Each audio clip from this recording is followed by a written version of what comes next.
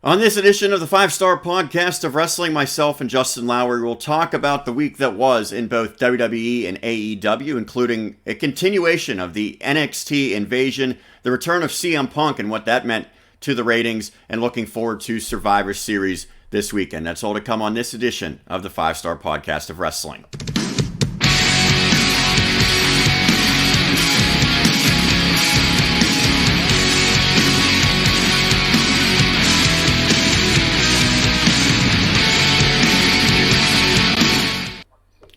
Welcome back to another edition. I am Sean Meyers, joined by my co-host Justin Lowery. And Justin, we are doing this via Skype. You are not sitting next to me, unfortunately, this time. Good to get back together. You and I have talked a few times about how it's been a lot more difficult recently. And part of that's because of the WWE change of their schedule with SmackDown going to Friday nights. And now Wednesday night is a big night as well with NXT, 2 hours on TV, All Elite. Wrestling 2 hours on TV, so when it works for us and when it makes sense has become a lot more difficult, but I think this was a big time for us to get together because a lot of exciting news and a big pay-per-view upcoming this weekend in Survivor Series, so we have a lot of stuff to get to.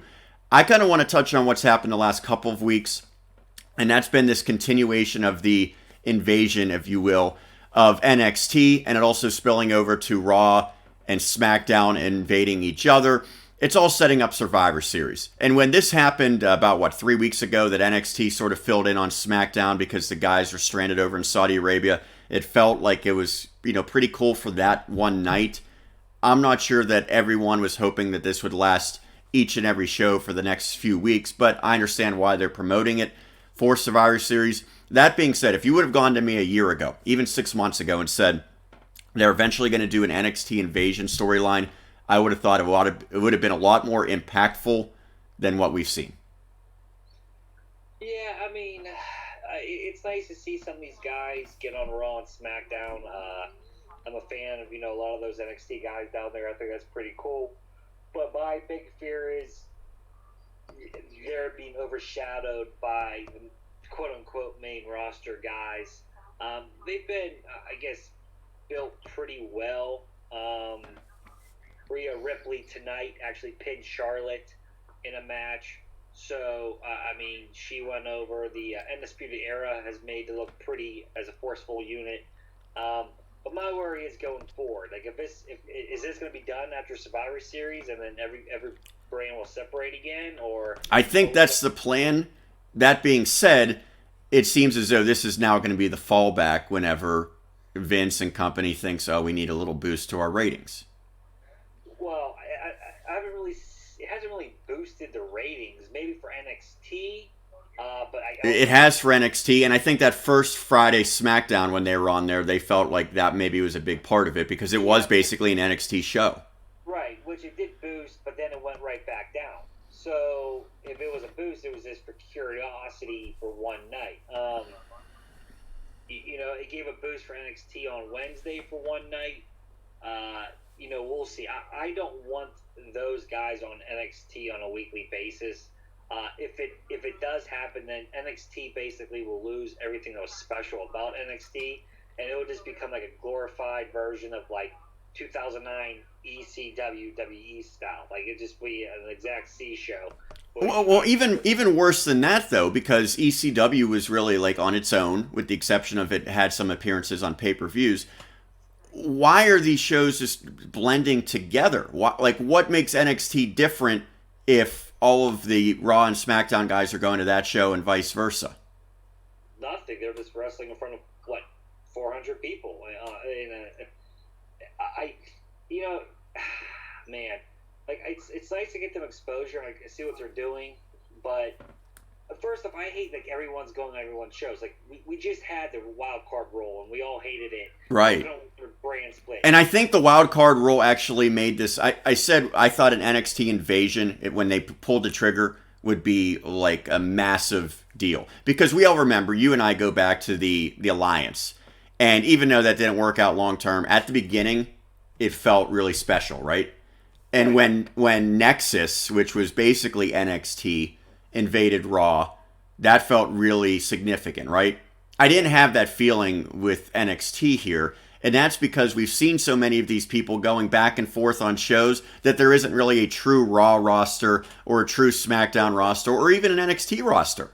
Right, because people are switching so much, and I think I talked to you personally about this. I don't think we talked about it on here, but like, then I remember watching Raw and then specifically saying, "Oh, Ricochet's here to protect the Red brand." Like what? Like Ricochet was just in NXT like 2 months ago, and he was wrestling on SmackDown when he was on both shows because they hadn't assigned him to a brand. Right. So like, I view Ricochet more of NXT. We have like people like Kevin Owens. Well, he was an NXT champion.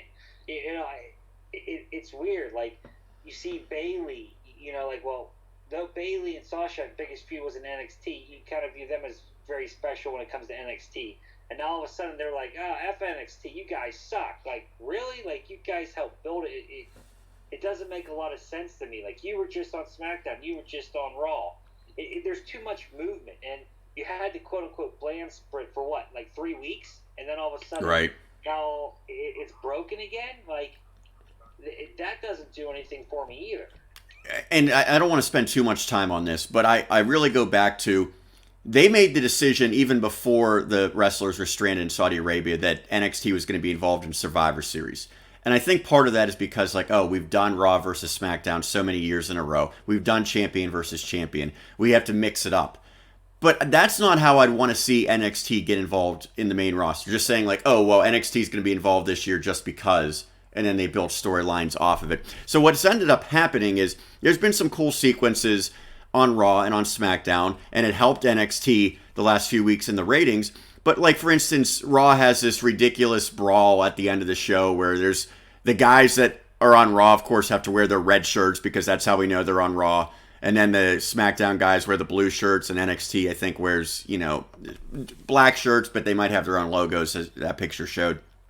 It's so formulaic how they've been doing this, right? After the first time, it hasn't really, anything's not really been surprising or innovative after that first episode of SmackDown, right? Right, and like another thing, like War Games is tomorrow night. How does that affect Survivor Series? Is that going to take away from War Games? Because I mean, there's why do you need to watch NXT tomorrow if you can watch the same guys on Sunday? Right.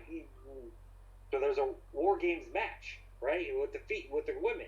So what? They're going to wrestle each other tomorrow night, and then the next night all be friends, so they could go up. It doesn't. Survivor Series to me is actually outdated. The pay-per-view for me, it doesn't do anything for me. I actually enjoyed that they did the Raw versus SmackDown. Now the 5-on-5, like, that seems like they've always struggled to give a purpose behind it. Remember, it's like, oh, winner takes all or whatever the stupid stipulations they've done. But having the champions go against each other is cool if you really do have a brand split where you don't get to see that all the time. Now that the wild card and these fake brand splits, well, we've already seen stuff like that. But when they had the Raw champion versus the SmackDown champion, both for the men's and women's, as well as the tag team, if you weren't going to be able to see that all year long, that was a cool way to do it, but that's sort of out the window now.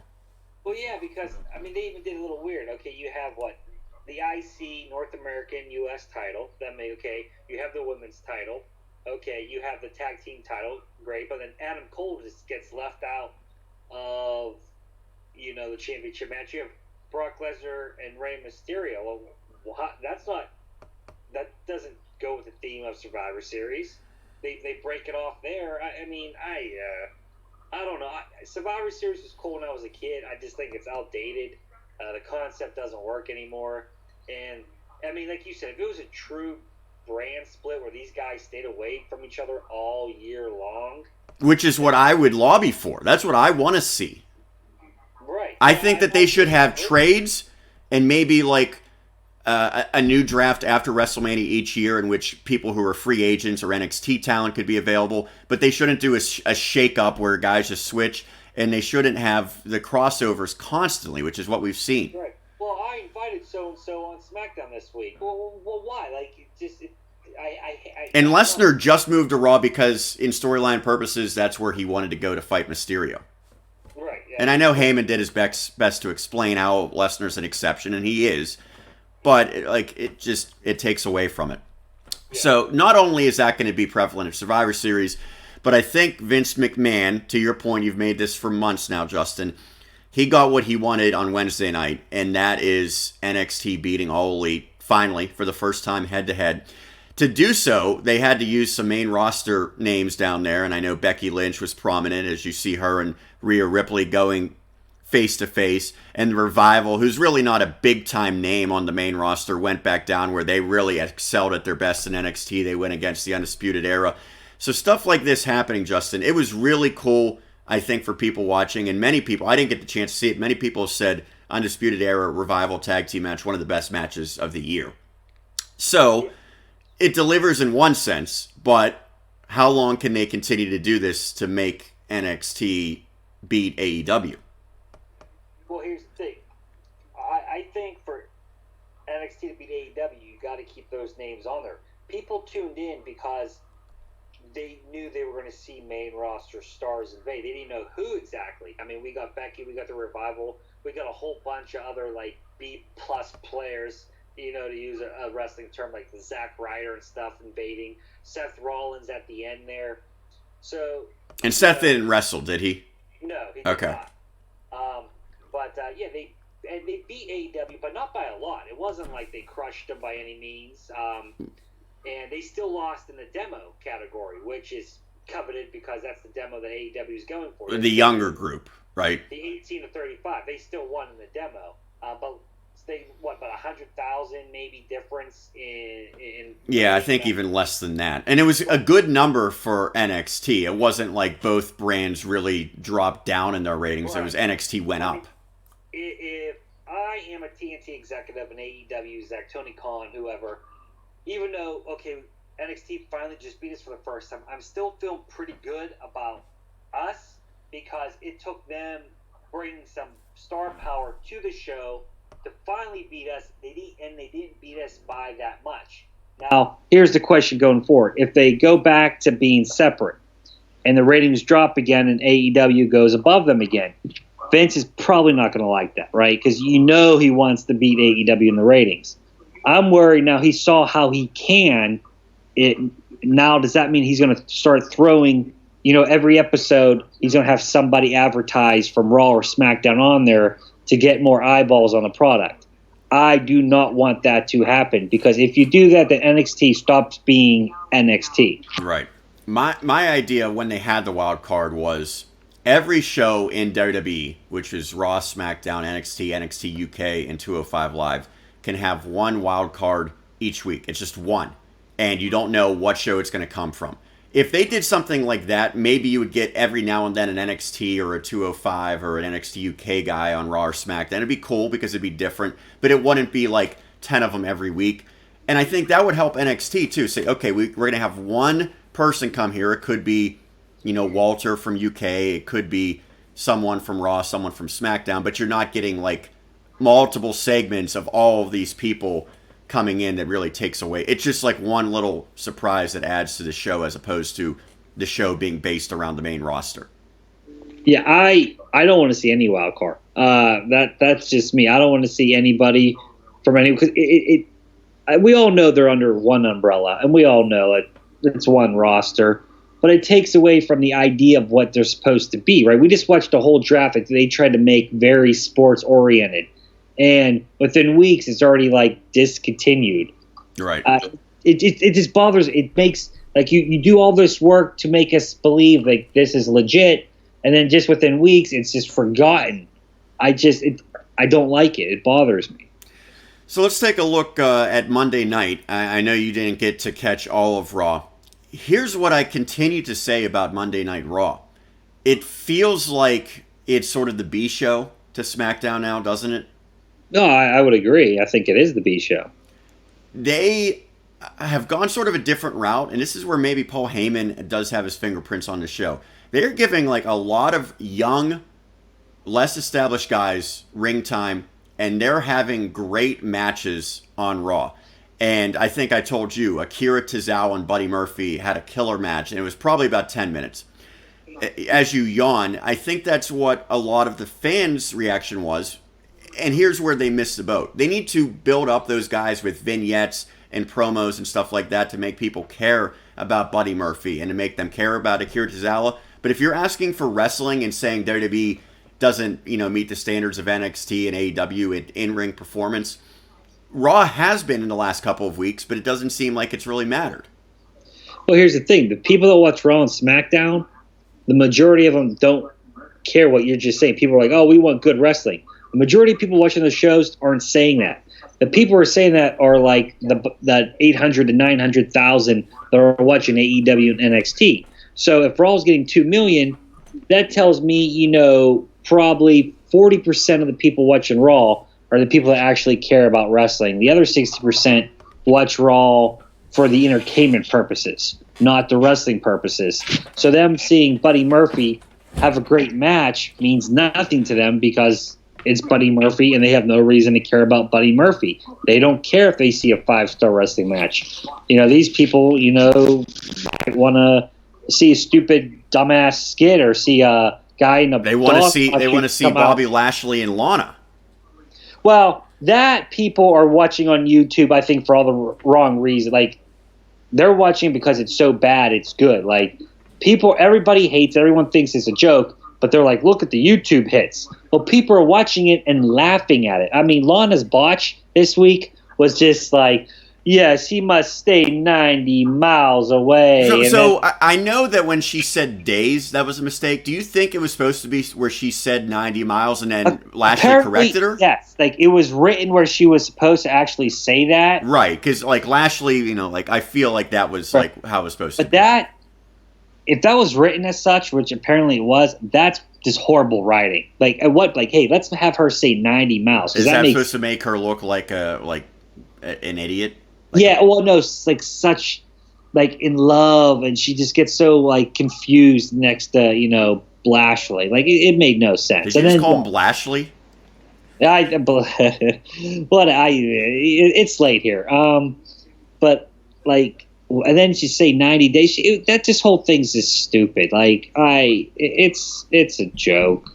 I laugh at it, but not for good reasons. Did you watch Kevin Owens and Drew McIntyre tear the house down on Raw? I did not. I missed it. So, I'm sure you could definitely imagine that happening, right? I mean, those guys can work. And yes. Here's the thing that's tough about a match like that. Awesome match, and it just ended because Triple H came out. And there was no explanation as to why the match ended. Drew McIntyre just disappeared. They went for, I don't know, probably close to 20 minutes, and it was awesome. The fans were really into it. And quite frankly, they were into Buddy and Akira by the end of the match because it was so good, which is a throwback to how 205 Live had to win the fans over. But so they have this great wrestling match, and then Triple H comes out, and then it turns into Triple H and Kevin Owens, and then the Undisputed Era get involved, and it just leads to a Raw versus NXT with SmackDown getting involved storyline. So if you are booking Raw right now, Justin, we know that the numbers have been terrible in terms of the ratings. I like a lot of what they're doing with giving these young guys like Humberto Carrillo and Street Profits, and as I mentioned, Buddy Murphy, and they've had Cedric Alexander. These guys are getting an opportunity. I think that's what fans wanted. But by the same token, how do they make it so that people actually watch Raw and enjoy it week in and week out? Whew, that's a tough question. They haven't. That's the $1 million question. They got to build these guys up, and it takes time. It's not going to be done within a month or 2 or 3. You really got to play the long game here. You got to start from, and that's the problem with WWE. They don't know how to look down the road 6, 7, 8 months and book long term anymore to build a star or two. They don't know how to build stars anymore. They throw stuff at the wall and hope something sticks. The writing's all over the place. The 50-50 booking, for me, would have to stop. You got to pick who you want. Like, pick 3 or 4 guys that you want to be on the top of the card, and they have to win the majority of their matches. They can't win one, lose one, win one, lose one. But when they pick guys, fans seem to turn on those guys. I can't argue with that, but I think a lot of it is this crappy booking. And then, the promos they have to say, like, people love Rollins. Rollins gets a top spot, and I don't know. Rollins, to me, clearly isn't made for. Personally, I think the man just he buckles under the pressure. How he tweets, what he says. He seems insecure with the spot. He's insecure with himself. He's constantly going at it on Twitter. John, who's the best face in WWE? They got booed, and they never acted like that. To their credit, they kept pushing forward, going on, and they. Who's the best face in WWE? Woo! That's a great question. I have an answer now, and my answer is Kevin Owens. But I go back, and he's only been a face for a handful of months. And I think the way that the fans are, they might eventually get sick of Kevin Owens as a face if he stays for another 6 months and gets a consistent push. Because Kofi, I thought they did everything right, and the fans still grew sick of it. It's so hard to have a good face that's consistent.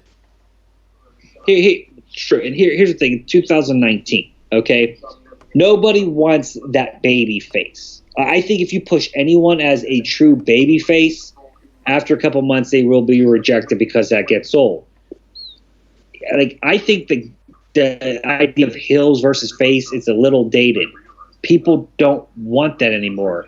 Just give people reasons, give them characters, and let them go about it, and let the fans cheer and boo who they want. That's what I like. Someone you need almost like a cool heel to be your face. Like, people are cheering Bray Wyatt right now. He's not really supposed to be a face, but he's cool. He's different. People are into it. Run with it. Work with it. They made Seth Rollins try to be this baby face, cut these cookie cutter childlike promos, and people immediately are going to just stop. No. And I mean, 20-year-old, 25-year-old guys, they're going to boo that. They don't want to see that. 8-year-old kids, they might like it, but the older you get, the more you kind of scoff at that, because that's not what you want. You want the Stone Cold coming out there, giving middle fingers, stomping people, and leaving. Like, make Roman Reigns a badass. Has Becky Lynch succeeded in that role? I think she has. I mean, how do you think she got hugely popular by being like a female Stone Cold? Like, she was a cool heel. She did things that weren't really face-like, but people liked her for it, and she didn't change anything up. She kept that, gimmick up, that character up, and people still stood behind her for it. All right, Justin. So before we get into Survivor Series, something that I wanted to talk about last week, but I couldn't find time to do the show, is the return of CM Punk. And let's clarify, he is technically a Fox employee, correct? Not a WWE employee. Yeah. Which is kind of weird, because, he's obviously only on the WWE show on Fox. And, why does Fox have its employees for that show? Why isn't it WWE's employees? Because obviously it's Renee Young is a WWE employee, and Paige. Right, it's sort of weird how that is. But it created some buzz. I know the ratings were dreadful on that show, which I have not watched it yet. I heard it's, decent. It's not storyline based. It's a little bit more reality based, but it's probably something that you can afford to miss, and it's really not going to be the end of the world. So it helped a horrible rating to be a decent rating, I guess, recently. Does this lead to more? That's the big question, right? I think, he doubled the ratings to like 100,000. So, I mean, if you call that good, but then again, it's airing at 11 o'clock, on a Tuesday night. So that probably is. Said, Watch Along Wrestling has been on the show, and he made the point, why not put it on after either Raw or SmackDown? Like directly after one of those shows where wrestling fans are already engaged and want to see more. Yeah, I mean, Friday night at 10 o'clock probably isn't a good time. And is it worse than Tuesday at 11? I don't know. Is it worse than Monday at 11? I mean, too, it's on Fox Sports 1, too. Not everybody gets that channel. Right. I mean, it just seems weird to have it Tuesday night when there's nothing else going on and have it so late on a Tuesday night. Yeah. I mean, I'm in bed sleeping. I think a lot of people are in bed sleeping. I don't know who's staying up to watch that show. Not people that got to work in the morning. Maybe some college kids and even kids who might want to stay up for it. They got school. Their parents are probably like, "Oh yeah, you could stay up, till midnight to watch wrestling." And it's like watching a talk show about wrestling, Right. Yeah, I don't even think that appeals to a 10-year-old kid. Here's the thing. I saw clips and stuff of CM Punk, and what he said about Seth Rollins and needing to get off Twitter and stop tweeting. I think everyone pretty much agrees with. And then as soon as he says that, what does Seth do? Tweets at him and complains and blah, blah, blah. So either two things. Either Seth is a huge-ass baby and CM Punk is exactly right, or this is one big giant work, and it's just going to lead to a match between those two at WrestleMania, and this is just the start of the build. They already know they're going to face each other. It's already set in stone, and we're just along for the ride. I don't know what to believe. I believe everything in wrestling is pretty much a work. I don't know if Seth is really trying to do this himself, trying to egg him on so he'll do the match with him, or this is already pre-planned. It is a little weird that, like you said, he's a Fox employee, which I believe he's totally contracted with them. It's proved. Right. But the WWE okayed it. Like, they gave their blessing. Are you surprised that he came back to technically not WWE, but came back for all intents and purposes? A little bit. I mean, he blasted them so much and said he was done with wrestling in general. Which, in a true sense, he has not wrestled since then. No, he has not. He's appeared on some indie shows here and there and done some stuff, but he has not wrestled a match since that Royal Rumble that I think we attended. Yes. He's 41, I think I saw. So he can still got a couple years left in him if he so chooses. Does he want to do it? I think he'll do it for the right price. I see a lot of people. Well, maybe you'll have to go over to Saudi Arabia then, huh? Yeah. We joke about that, but like the way that they've done shows, freaking Shawn Michaels came out of like a 10-year retirement to wrestle a match over there. Right, and embarrass himself doing so. A lot of people are already calling him a sellout because all those years he talked about him and had the lawsuits, and now he's not really working for them, but he's working for Fox. Are those the people that were expecting and hoping he would go to AEW? Because that's honestly what I thought was more likely. Well, apparently AEW, he met with Tony Khan. They offered him a multi-year contract with a lot of money. They didn't say figures, but they said it was a significant offer. To wrestle? And he turned it down. Yeah, to wrestle. Yeah, he turned it down. And apparently turned down because he doesn't want to wrestle. If that's the truth, then maybe he just took this Fox gig just to get his name back out there and, have some fun with the fans. But how do you do this and not wrestle again in the WWE, right? Like, he has to wrestle again, right? We're recording this right after SmackDown, and you said that his return, in a sense, is actually created even more unrest with the fans wanting to see him. Well, this is what's interesting about this weekend. NXT, Survivor Series, they're all in Chicago. So you're going to get a lot of CM Punk chants, okay, especially whenever Rollins is in the ring. Is there going to be an appearance? They're setting themselves up for CM Punk being a big storyline on WWE programming again. And if he doesn't come back to wrestle, it seems like a major letdown. And I think Vince, now with AEW, he's willing to let bygones be bygones. We've seen it happen in the past. And I think at the right price, he can get, Punk to do it. Does he seem like a guy that could really move the needle in terms of WWE and their ratings? I don't know what can anymore, but I would have said yes, but it shows that other than like the Raw coming back on the season premiere of SmackDown on Fox, no one's really moving the needle. Like John Cena maybe helps a little bit, but not enough to give it a good rating. They've always said Lesnar. Well, Lesnar's not really helping things either. Punk has a name bigger than a lot of those guys. I mean, he did double that show for what it's worth. I don't know what that means. If I had it my way and I was writing my wrestling story here, I would have him do that show at Fox, right? Because he's a Fox employee, right? Then on Wednesday night, AEW's in Chicago. I would have him come out in an AEW ring as an AEW wrestler, but still can do backstage or whatever because he's a Fox employee. I think that would set the wrestling world ablaze. People have said that. One, I don't think it's possible. WWE wouldn't use him at that point then, right? They would just say to Fox, like, we're done with him. We're not using him. Right, but that's not their call. It's Fox's call, right? But then again, I don't think Fox would let him do that because Fox has WWE programming, and that's hurting Fox's brand. So actually, I don't think that's They might not be able to stop him from going to AEW, but they wouldn't use him if he did. They could fire him, right? They just null and void his contract, right? I guess. Or just what Vince does with everyone, just says, sit at home. We'll pay you the downside. You know? Yeah, every time every person wants to get the hell out, he says nope, and yeah, he'll just pay you the downside. Which, by the way, like, in a sense, that's been a smart decision for Vince. Maybe not like a great...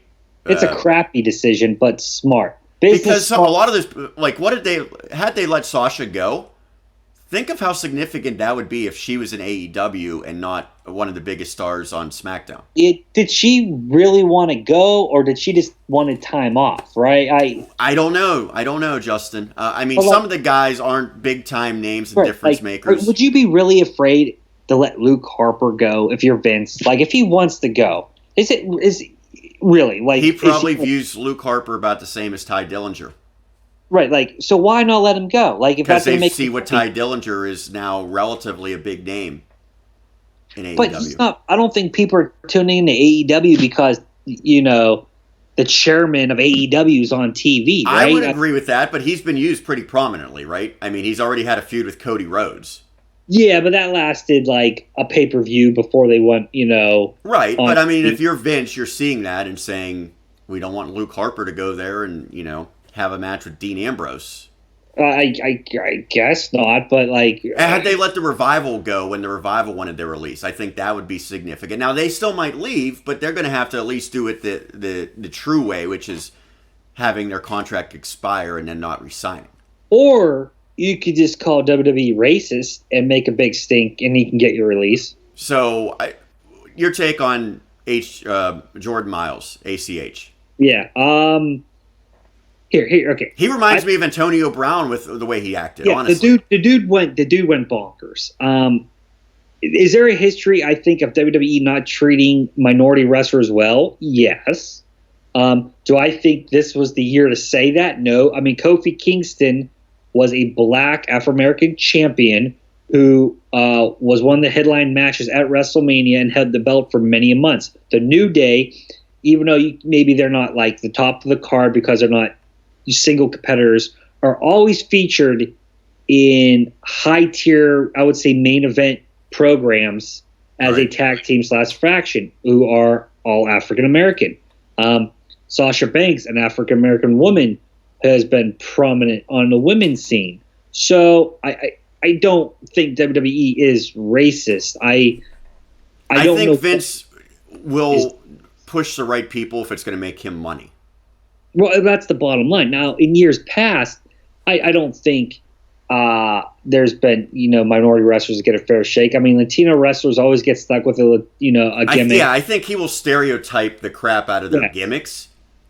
I mean, Japanese wrestlers, for instance, I think have it the worst when it comes to stereotypical gimmicks. He's kind of gone away from that a little bit, but he still will stereotype a wrestler pretty easily, especially if you're like gender. Do you notice all like maybe, Middle Eastern, Indian wrestlers all have to be some type of villain? I mean, he clearly Well, one of the Bollywood boys is was the 24/7 champion, so that was big. Yeah, there you go. I mean, R-Truth, he's like a 24/7 champ legend. But if you're ACH, you're saying, oh, well, you put them in comical roles, they're not serious, whatever. But the guy, to me, just went like Antonio Brown, where he figured my only way is just to go completely insane. And if I was another wrestling promoter, I would not reward him by signing him to a contract after what he did. I think he already got some indie dates booked up. I did read a story that AEW is going nowhere near him. They don't want him. That's a good decision. Yes. And I don't know the guy. And I mean, maybe he had a gripe initially, but it seemed as though that they did whatever, he didn't like the T-shirt. They got rid of it. So what was his complaint after that? Just going on Twitter and just going insane and swearing and calling everyone racist. I'm guessing, and I'm hoping that he just said, this is the only way I can get cut. Is that not Antonio Brown? Yes. He did exactly the Antonio Brown school of, they won't release me, but if I act crazy enough, they'll have no choice. And you have to wonder how much of it is an act, how much of it was calculated, and how much is maybe he's just not mentally well right now. Yeah. I guess we'll find out in the upcoming months. Good point. Anyway, Survivor Series, we're not going to run down the matches. One, because I didn't even see SmackDown yet. I just got home. And they have a tendency to kind of add or change matches a lot of the time anyway. So if we were doing this Sunday, I would do it. But at this point, let's kind of just look at some of the big matches. The Raw versus SmackDown versus NXT combinations. I think that there's some intriguing scenarios here. There's the 5-on-5 men's, and then there's the 5-on-5 women's, right? And then there's the women's triple threat, and then there's the U.S. Intercontinental North American. So what really stands out to you involving Raw, SmackDown, and NXT? Well, I guess the big, going to Survivor Series, the big surprise will be the men's 5-person tag team. We don't know who they are. We don't know anyone from NXT. Is that correct? Not that I know of. When we watched SmackDown tonight, the graphic came up and they were all blank. Yes, that's what. Yeah, we have Ricochet, KO, Rollins, McIntyre, Randy Orton, Chad Gable, who I'm not going to call Shorty G, Mustafa Ali. Which, by the way, I'm so excited. Mustafa Ali now has his full name back, because to me, honestly, that's a small thing, but that adds to his character. So that's sort of the surprise. But I guess we'll probably figure that out maybe after Saturday night, after Takeover. Yeah, I mean. And then I read that Triple H said, there's going to be a big surprise. Who's going to be the big surprise? I mean, I don't know. I'm going to assume that one of them is going to be Finn. I mean, because is he in a match? Is he wrestling anybody? I think him and Gargano got scrapped because Gargano was not cleared to wrestle.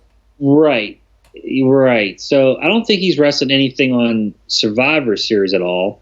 So I would assume Finn's going to be one, right? That just had a common Seems thought. Like Adam Cole should be.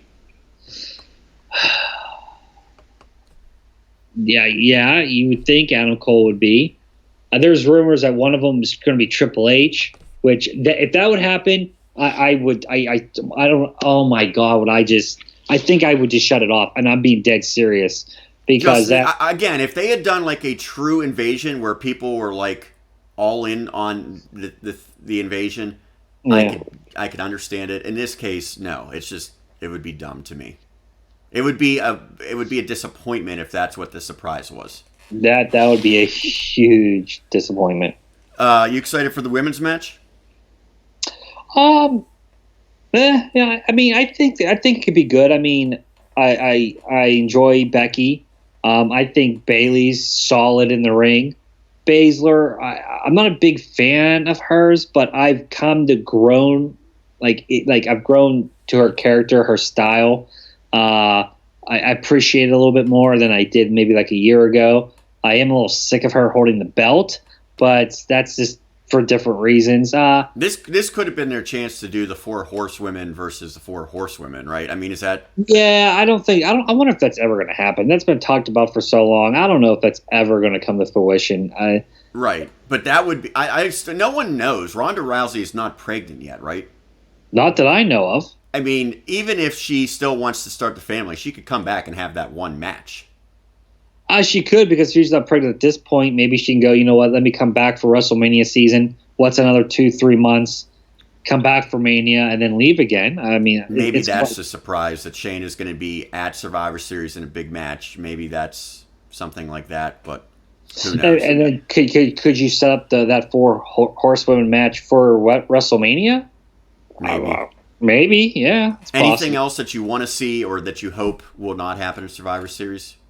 I hope Triple H stays out of any of the NXT matches. Let the matches stand on their own. I I just want to see good quality wrestling. Maybe a surprise or two. I don't know what that really entails. People are saying John Morrison. Is that that would be like a decent surprise, but I wouldn't like say, hey, we're gonna have a big surprise and then have it be him. Right. That's like an unannounced type of thing. That's a minor surprise. Like, oh hey, look, oh yeah, right. Yeah, Johnny Nitro. You don't talk up a surprise and then have it be John Morrison. Right. CM Punk in a ring would be a major surprise. That would be epic. And going back to that real quick, if he does come back to wrestle or whatever, him being on that show will take away from it, like the initial pop surprise. Think if he wasn't on that show and he just came back one day. Agreed, you're watching. Yeah. But I will say, if it looks as though that he's only going to do that show and then we go and we end up at the Royal Rumble and he comes out number 30, it's still going to be massive. Because if you sell the fact that he's just going to be a talking head and you don't think he's coming back to wrestling and then he surprises everyone for something like that.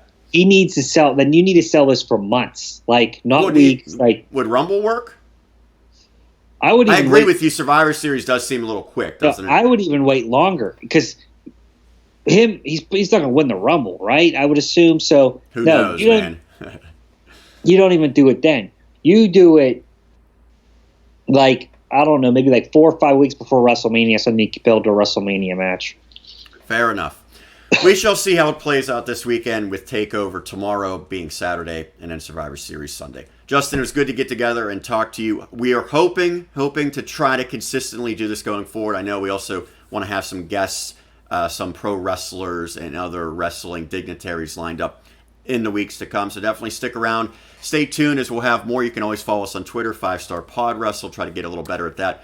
5-Star Podcast of Wrestling. And, of course, subscribe to our YouTube channel. And, again, Justin, you don't know this, but I think we might have some technical difficulties early in the show. Hopefully, we got that all squared away, trudged through it, and it's worth the watch, certainly. We'll catch you again next week. It'll be here on the 5-Star Podcast of Wrestling.